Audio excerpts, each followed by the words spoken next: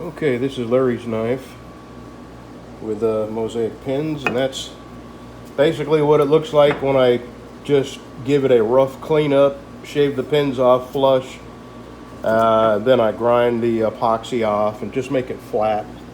That is curly Hawaiian mango.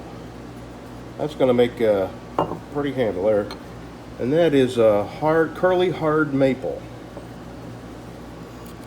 So let me get this on the belt grinder, and all I do on the belt grinder is I do rough shaping.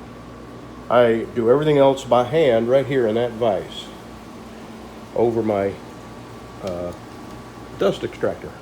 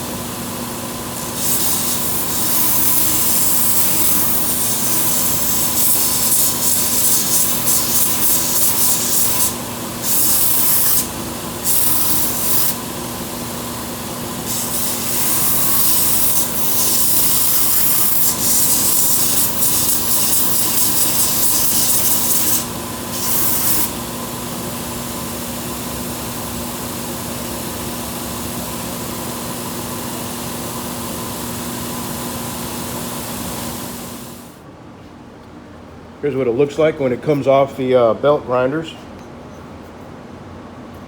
And the rest of it is done by hand.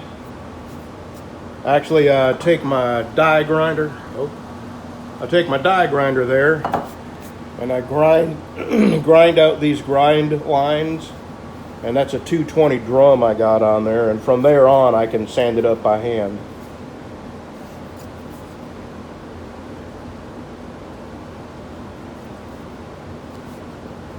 All right, I got 2 more to shape like this, and then I'm gonna get the hand sanded. All right, I got both of Chris's off the belt grinder. Now the rest of that is by hand. I got my brother's off the belt grinder. I'm fixing to start on his. I should have all 3 of these sanded up today. This one will need True Oil. I can't buff this. The buffing compound puts it picks up some of the buffing compound and darkens the wood. And it's going to be real nice with a coat or 2 of True Oil on it. And tomorrow I'll get these. This is Sandy's, Ann's, and Not Spoken For. And I will, if I don't get to them, let's see, tomorrow's Saturday, then I'll probably get to them Sunday. All right, let me get to sanding.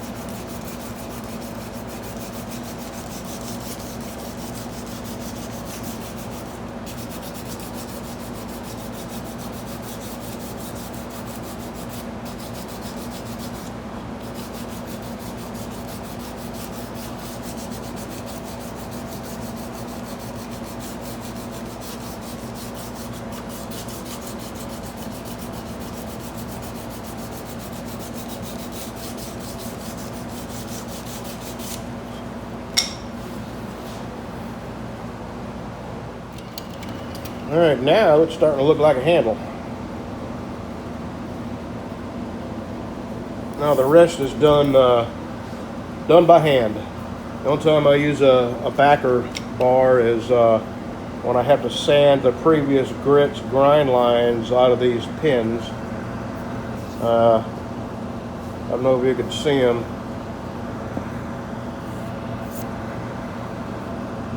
Anyway, these pins will be shining like chrome by the time I'm up to 1,000. I'm at 120 now. I got to go from 120, 180, 220, 320, 400, 500, 600, 800, and 1,000.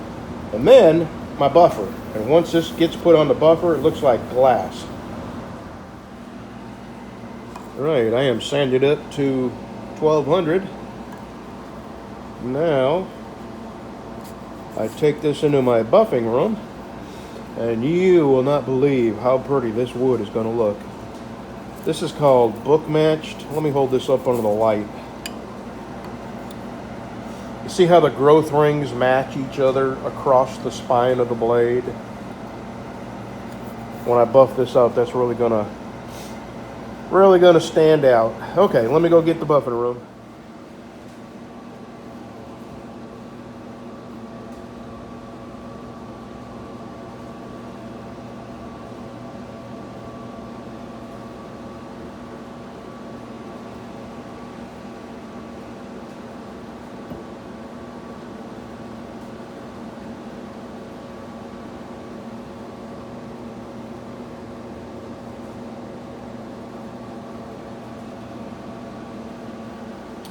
All right, next stop is my leather shop.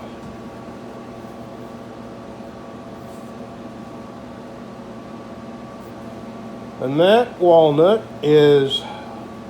came from a 130-year-old tree that it fell down in a church, and they couldn't afford to have anybody cut it up. And, it was huge. And I have a steel chainsaw with a 22-inch bar, and I had to cut in from one side and then go around and cut in from the other side, and I had about that much of overlap. So that tree was right at 40 inches across, and the growth rings, we counted them, were 130 of them, and we found musket balls in the tree. Anyway, me and a friend both went in on this because he does stuff with wood too. We had it pulled up onto a flatbed and had it brought to a sawmill, and he got the majority of it because he paid most of the processing fees, and I got all the cool wood, like this here,